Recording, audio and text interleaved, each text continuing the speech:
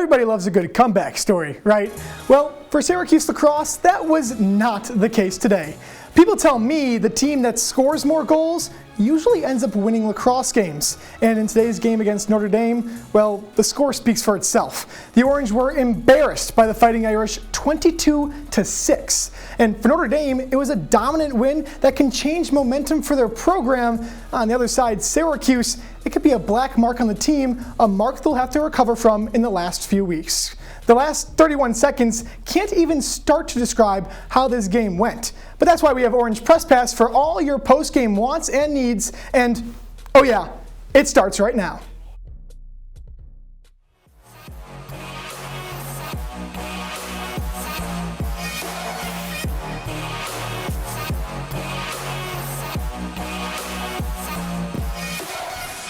Welcome inside the CitrusTV studio. I'm Ryan Nelson, joined alongside by Jesse Cook and Chilekasi Adele. May I just say, you fine gentlemen look handsome as heck today. Well, Ryan, look, you might as well be looking across from a mirror if you're talking about handsomeness.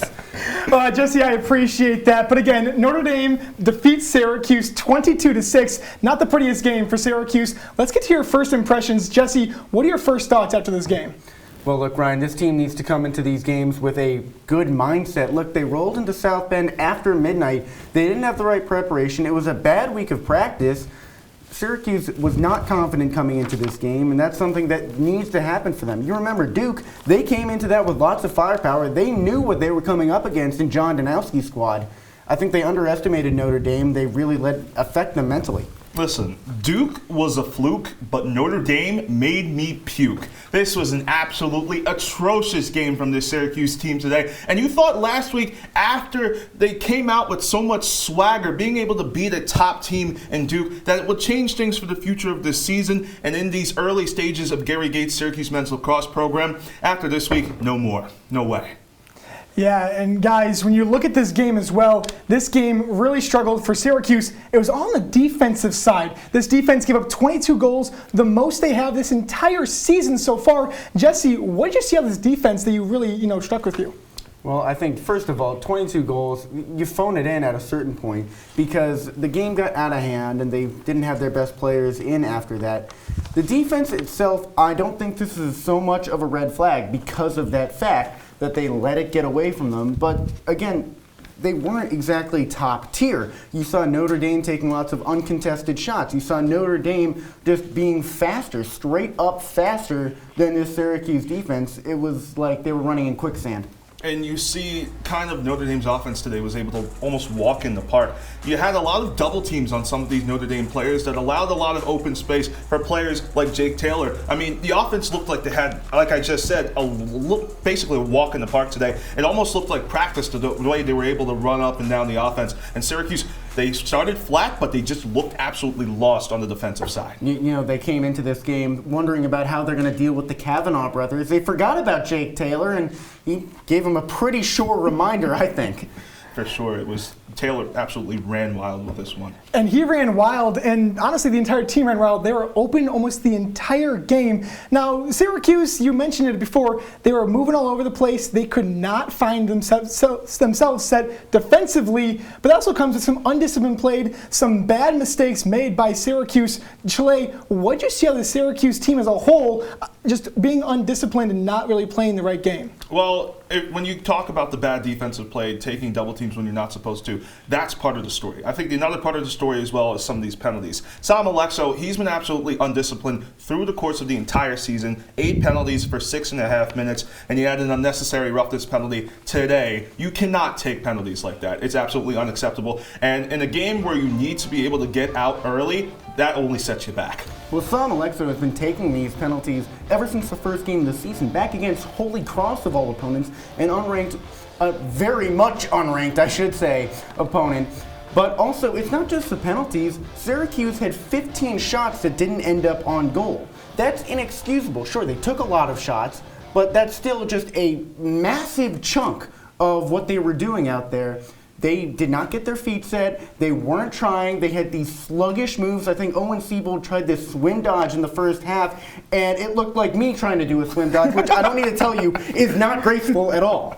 I would love to see Jesse Cook try to do a swim dodge to, get past. Oh, I'm around. Is that Tucker Dordevic or is that Jesse Cook? I can't tell anymore. I don't think he could guard me. I will say, you mentioned the shot percentage, 16% getting shots on goal. And when they were getting shots on goal, they were not going anywhere because Notre Dame had a brick wall on net. Liam Entman was fantastic today. Jesse, what did you see out of him? I don't know, is he a brick wall or was Syracuse just having a bad game? Look, when Syracuse has 15 shots that go off of the net, that don't go on goal, I don't think that speaks very much to the goalie because he didn't have that much to do. Sure, 13 saves on 18 shots is still pretty impressive, but it's not like Syracuse was taking good shots. A lot of their shots were going right at the middle. I don't think I need to tell you that it's hard to get shots through a player's chest. Right. I agree with you 100%, Jesse. Liam Entman today, as the stats show, he was pretty good, but at the end of the day, Syracuse's offense just couldn't get anything going. Of course, he made 13 saves, 5 goals going in, but SU's lack of offense today made him look really good. And to be honest, the Fighting Irish probably should have gone to Chris Nelson earlier than they actually did. Yeah, and while Liam Entman was great for Notre Dame, the player of the game, the Orange Press Pass player of the game, is Jake Taylor. This man was exquisite throughout the entire game today. 8 goals. I mean, this man, 10 shots and scoring 8 of those goals. He was putting them past Bobby Gavin. He was putting it past Harrison Thompson. It did not matter who Syracuse could put on him defensively or in net. He was going to score, and he was a man on a mission tonight. So that's all we have right now on Orange Press Pass, but don't worry, we'll be back in just a little bit. We have some more highlights and analysis coming up after the break.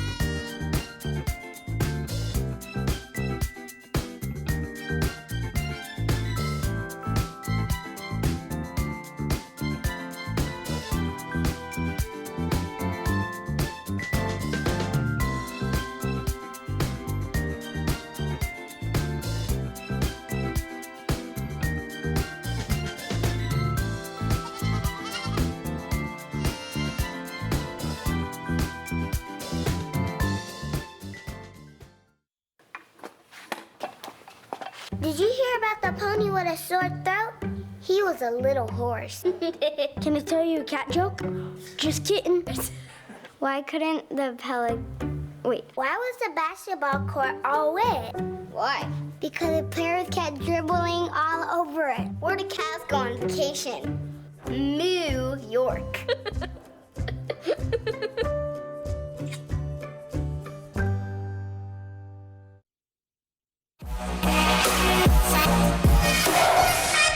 Hello, friends, and welcome back into Orange Press Pass. Ryan Nelson, joined alongside by Jesse Cook and Chilekasi Adele. I know we've seen their beautiful faces, and of course, we definitely want to see more of them. But first, let's jump into our highlights down at our Alada Stadium at Notre Dame and Syracuse, celebrating Mental Health Awareness Month. Rob Calavit for Syracuse and Tommy O'Brien for Notre Dame celebrated with the mental health awareness game. But for Notre Dame, it was early and often for goal scoring. Jake Taylor behind the back scores the 5th goal for Notre Dame early on the board for them. And how about putting Cleary in the spin cycle? Wheaton Jacobois pots it past 9-0 lead for Notre Dame heading into the second quarter. Brendan Curry tries to do his best as he can, but how about this pass from Liam Entman? He's going to throw this across the entire field, and Pat Cavanaugh says, "I'll take that, and I'll put it past Harrison Thompson." 15-3 lead for Notre Dame heading into the halftime break. Just utter domination throughout the entire first half. And guess what? The halftime break didn't change a thing. Will Angrick will score another goal, over the hedge goal past Harrison Thompson. It's almost a 16-goal lead for Notre Dame at this point. They tried to score some goals with Matt Magnan, but Syracuse cannot get anything going. And how about Jake Taylor one more time? His 8th goal of the game. That's a record-breaking goal right there. Notre Dame record for most goals in a single game as Notre Dame routs Syracuse 22-6 in South Bend. Well, Ryan, first of all, I can tell you, I think Syracuse does have the edge that This season alone, they scored more goals in a game than Notre Dame put up in this one. So 22 is a record. I don't think it's that impressive. However, they also did it on Syracuse. Well, Syracuse scored 28 on Holy Cross of all programs. But I am impressed a little bit just with Tucker Dordevic staying true to himself. Sure, 2 goals is not exactly a headliner for him, but in a game where your team only scores 6, that's still fairly impressive. Owen Siebold, I really was disappointed in this one. I thought he was very sluggish. Listen, Jesse, you mentioned it earlier that Syracuse spent so much time thinking about the Kavanaugh brothers. You see Pat there with 3 goals, but they forgot about Jake Taylor. 8 goals, 10 shots today. It's absolutely wild what he was able to do out there. Yeah, I think he was okay. And okay is what Braden Reed saw down in South Bend. Now, Braden, I know that Syracuse had some travel issues coming into South Bend today. I'll ask you the first question. How did their travel issues impact their performance? Yeah, Ryan, there was a bit of a situation with the travel. Their first flight, there was a mechanical issue, so it ended up getting canceled. They had to hop on the second flight. That one didn't end up getting in until about 1:30, the team official said. And obviously, that's going to affect you. You don't get to bed until 2:30. You don't quite have the legs that you normally would if you were sleeping at home. After the game, though, Coach Gary Gait tried to play it off as much as he could, say it shouldn't affect the team, but it's pretty obvious. You're only getting 5-6 hours of sleep, and you got to get up and play a lacrosse game at 2. That's definitely going to affect them, and it clearly did today. Now, Braden, Bobby Gavin didn't have the best game of his career. What was wrong with him, and were those goals his fault?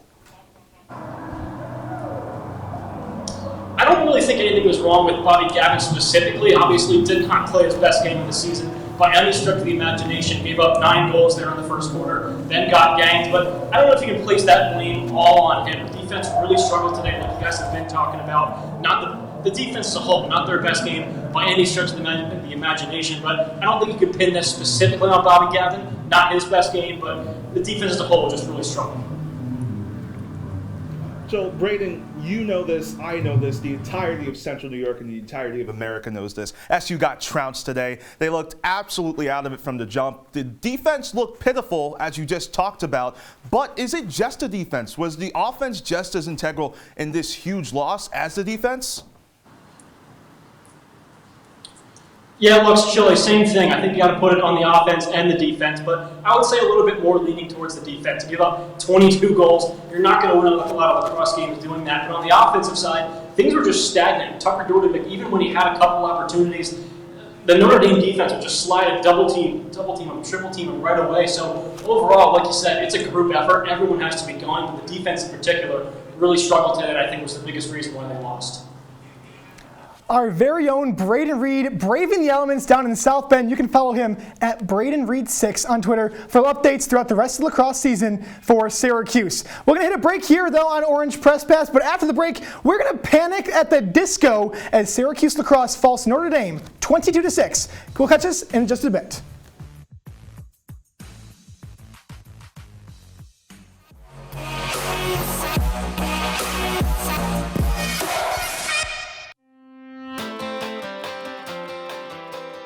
OTN is on all your favorite apps: Apple TV, Fire TV, and Roku. Search Orange Television Network or OTN.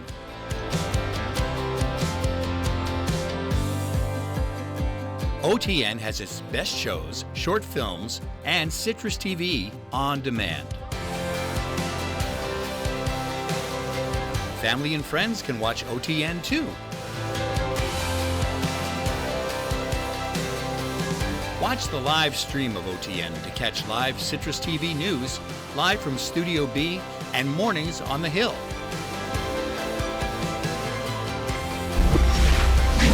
On or off campus, watch OTN anywhere.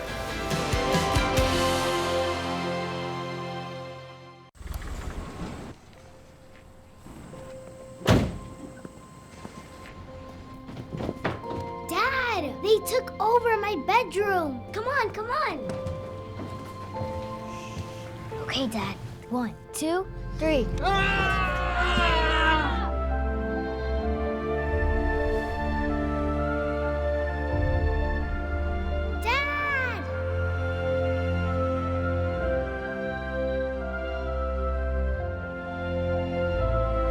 You saved me.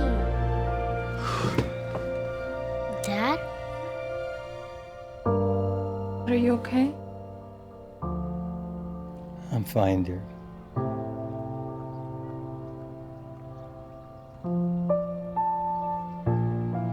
Your hero needs you now, and AARP is here to help. Find the care guides you need at aarp.org/caregiving.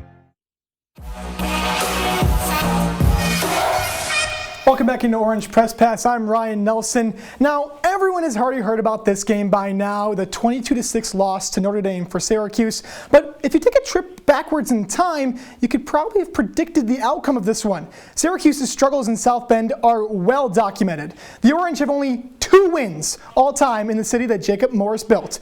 Last May, the Irish last demolished the Cuse. It was a 22-8 drubbing, mostly at the hands of Pat Kavanaugh's 10 points. Today marks the Orange's 7th loss in their last 9 contests against Notre Dame.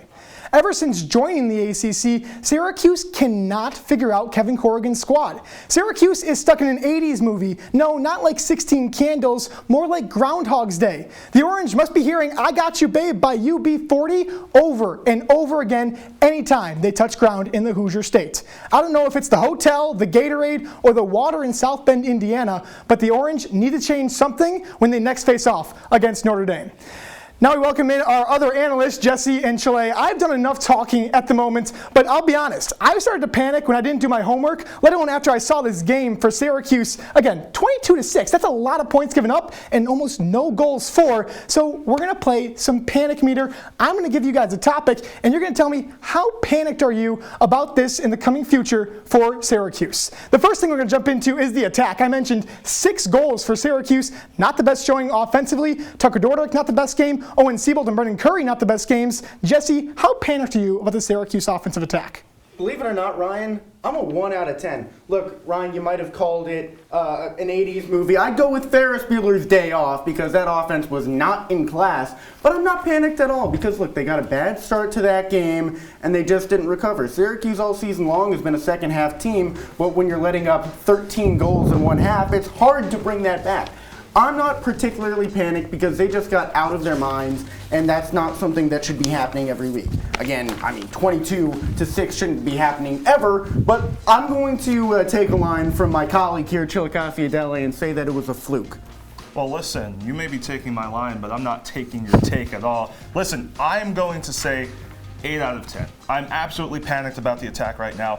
18 turnovers today, more than goals, 3 times more than goals today. They won the face-off total, but they still ended up losing today's game. And sometimes they just have nothing, like I said, or like we've talked about this whole entire game. They get out of the jump slow today, but there have been times where they've started hot over the course of this season, and they've absolutely fallen out as the game progresses. Army, another total where they got outscored 10-3 in the second half of the game.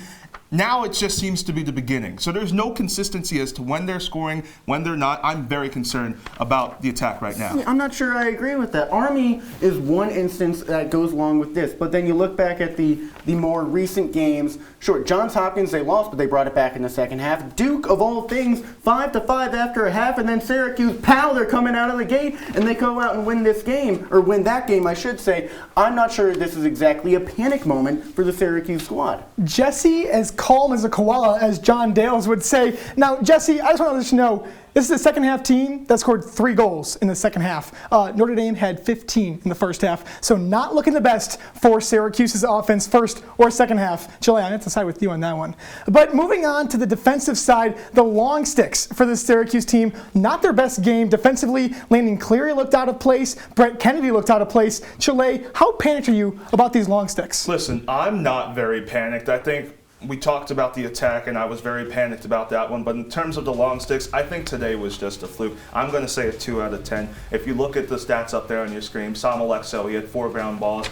Not the best day. Landon Clary, also Brett Kennedy had kind of a mid-type day. But as I said, or like we've been talking about, everything really went wrong today. Defense, offense, middies. It was just absolutely atrocious. Goalkeeping as well. It was bad. It was bad. So I'm not too concerned when it comes to the long sticks See, that's the logic I took for the first question. I'm a little more panicked about this defense, just like I have been all season long, because they started off pretty hot. Dave Petramala looked like a genius walking in. If you take out, I believe it was the Maryland game, just set that one aside. He looked pretty strong coming into that game, or into this season. But then lately, that sort of trailed off, especially in the last couple of games, where, sure, Syracuse, they're allowing fewer than 10 goals, but the goals they're allowing are sloppy. They're not getting in front of shots. Bobby Gavin and Harrison Thompson, there's still a conversation about who should be in net. That shouldn't be happening at this point in the season, and if it is, it should be because they're both near perfect. They're both having struggles. Bobby Gavin, especially today, sure, the last 2 games he got double digits in saves, but it's not like he's been on top of his game. And then when we get to those long stick middies, you have Sam Alexo, who's been the most penalized player on the team. It doesn't help injury-wise that Dami Aladdin-Moye is out of the roster, but this team, they're in such a deep hole on defense. I think it is time to get panicked, but again, I'm not so panicked just because of how this season has gone and what the theme has been. I just think when you get smothered, as Syracuse did today, it is hard to place it specifically on the long sticks. Chile, you mentioned a good point saying that, Syracuse struggled all over today across the entire field, offense, defense. The long stick minis, it's hard to place all the blame on them. But also, who do you place the blame on? We're going to go to the coaches now. Gary Gait, Dave Petramala. Let's bring in T.D. Erlin and Pat March for that matter. How panicked are you about this coaching staff? It's a newer coaching staff. A lot of them new this year. Pat March is new last year. How are you feeling about the coaching staff at this moment in the season, especially after an embarrassing loss to Notre Dame? Well, Ryan, I'm going to give this coaching staff on the same rating on the panic meter that I would give a restaurant. 0 out of 10. I'm not panicked at all. I might be panicked about going to a bad restaurant. Maybe the chili's undercooked. But this coaching staff, look, we know from experience Gary Gait can get it done. We know Dave Petramala can get it done. Dave Petramala, 20 years at Johns Hopkins, won 2 national championships. Gary Gait, in 14 years with the Syracuse women's lacrosse team, took him to 3 national championship games. This coaching staff has the makings of everything that a successful team should have. Can't forget Pat March either, who over the past 5 years has brought the Syracuse offense into the top 5 for the past 5 years. This coaching staff is in a good spot. It's just that Syracuse is not the team that they were last year, and last year was an understatement too. You lose Stephen Rafis, you lose Drake Porter, you lose Jamie Trimboli, that's going to hurt. It doesn't matter that Tucker Dordovic is performing so well when the rest of the team can't rally around him like they would if it was last year's roster. Listen, I don't think you can blame this solely on the coaching staff. And if you've looked through the past couple of weeks, the defense has made improvements. And Gary Gait has talked about that at length during some of those media opportunities, talking about the work Dave Petramala has done and improving the defense of this team. But that being said, it's a collective effort. And I'm not just talking about coaches. It's on Petramala, it's on Gary Gait, it's also on some of the veterans and some of the players that are really good on this team to step up and lead. It's players like Tucker Dordovic, it's players like Curry. They've got to step up and mentally lead this team. And you saw how they came out flat today against the Irish. That's something you can only coach so much. There has to be that push from your own guys in the locker room there. Yeah, sometimes, with new coaches, you get on the clock about them, think that they're going to go out. But look, I'm covering my watch. I can't hear a thing because this coaching staff is here to stay. Jesse, I don't know, the record for Syracuse is 4-5. They're below 500, and you're not panicked at all about this coaching staff? No, it's a rough situation. It's like a rough situation. They created the situation. They're the coaches. They created the situation. Some of their top players in school history graduating created this situation. If you put an NFL coach on a new team without a quarterback, do you blame the coach or do you blame the fact that there's no one behind center? But can you not say that this defense is pretty similar to last year's defense, and therefore, they should be just as good, if not better than last year, with Dave Petramala at the helm? That's a fair point. I do think that this defense should be better, but there's a pretty injury-laden team, too. What are you going to do? Okay, fair enough. Well, that's all we have for the panic meter. We're not panicking too much, apparently, if you're Jesse Cook. But right after the break, we'll catch you down. We got the previewing the next few matchups for Syracuse men's lacrosse. We'll see you in just a little bit.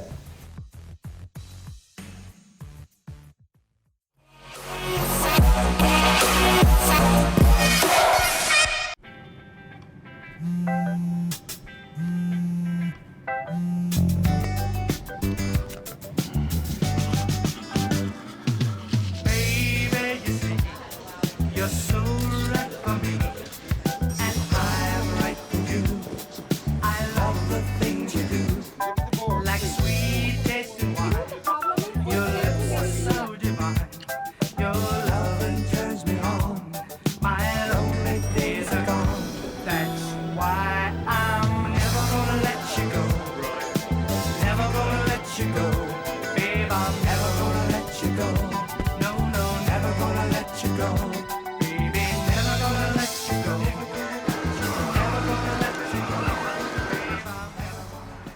go. Thank you. Thank you.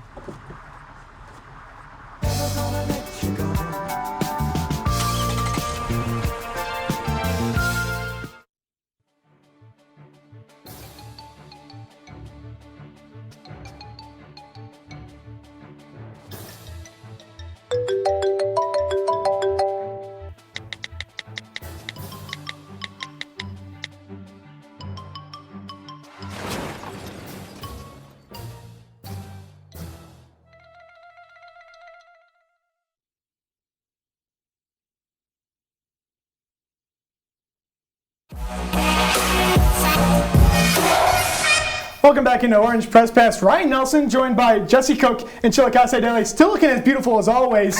But now let's move on to how Syracuse is looking not so beautiful in the ACC standings, guys. No, not at all. I mean, personally, I think that the only real team in this conference is Virginia because they've been near the top of the rankings all year long. Notre Dame is the only other team you can put there just because their three of their losses this season have been to the number 1, number 2, and number 3 teams in the country, so it's not exactly a good judge for how good that Notre Dame roster is. Yeah, maybe if this was a better year, I would be kind of concerned for Syracuse right now, but I'm not. They shouldn't fret. They're 1-2 in conference. They're in 3rd place right now. There is plenty of time over the next couple of weeks to try and make this up right now. And one more thing here, North Carolina lost to Duke today, so Duke, a team that lost to Syracuse, is now losing to beating North Carolina. North Carolina and Syracuse face off in just a few more games. That's going to be a big matchup to watch out for, as well as Cornell, number 7 in the country, and then rematch against Virginia, who Syracuse gave up 20 goals to last time they played. Look, Ryan, I'll tell you right now, UAlbany, dub. Cornell, probably not a dub, because that team beat Ohio State as their only ranked matchup this season. Now, Ohio State then was 5th in the country, so Cornell's very good. North Carolina, though, as we said, they lost to Duke, and they don't have a whole lot of real wins. Virginia's a win for Virginia, though. Listen, Virginia is going to be a hard one, but UAlbany should be an easy win. Cornell, UNC, I don't really know yet. I think they're going to be close games. I think Syracuse may just lose very slightly against Cornell, but they may eke it out against North Carolina. Yeah, but first, they have to go through UAlbany, which is going to be the next game for Orange Press Pass. That's happening next Thursday. What do you need to see out of Syracuse to improve against UAlbany? They need to pour it on. They need to score 40, 50 goals, any ridiculous number. 60? Maybe. That game shouldn't be close in the slightest. Syracuse needs to just destroy the Great Danes. It needs to be the Holy Cross game at the beginning of the season times 1,000. Same colors. Yeah, Syracuse needs to put up like 30 on them. Well, Syracuse might put up 30 against UAlbany, but first, finishing up this game when they scored 6 against Notre Dame. What are your final thoughts after today's game, Jesse? Look, Syracuse just cannot be a second half team. That's what they've been all season long. Tucker Dordevic entering this game had 11 goals after the half. Well, that's an impressive stat. You can't be relying on the last 30 minutes of game time. You need to jump out of the gate with some efficiency. And my final thought for today's game is offense, wake up. You know, we saw the offense come out slow today. You saw a player like Jake Taylor on Notre Dame score a hat trick within the first 11 minutes of the first quarter. That can't happen going forward. Like I said, Syracuse has had some problems in the second half of games earlier this season. Now they need to learn how to play more consistently. And if they can do that, I think they're in good shape. But until I see that, I'm very shaky. Yeah, hat trick, and then he almost had the Ovech trick from those old NHL commercials. Hat trick times 2.5? I don't know. I agree. The hat trick times 2.5 works out well. But that's all the time we have for you on Orange Press Pass. Make sure to follow us on socials at CitrusTV Sports. Enjoy the rest of your night and have a great weekend.